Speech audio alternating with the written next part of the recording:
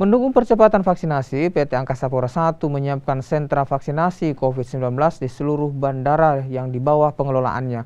Layanan vaksinasi ini ditujukan bagi calon penumpang pesawat yang belum divaksin.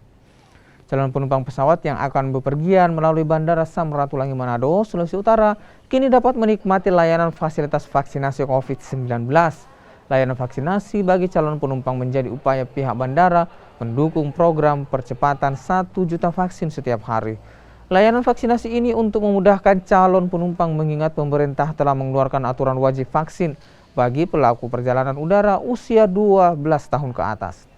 Penumpang yang memanfaatkan layanan vaksinasi di bandara harus hadir minimal 4 jam sebelum keberangkatan pesawat.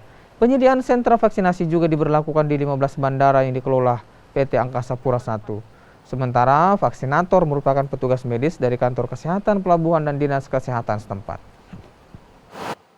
Satgas nomor 14 serta SE Menteri Perhubungan nomor 45 bahwa di bandara syarat keberangkatan adalah dengan menyertakan sertifikat vaksin minimal yang pertama.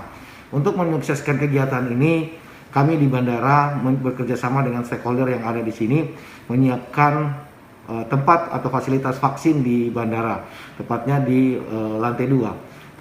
Tentunya yang akan vaksin sesuai dengan aturan yang berlaku.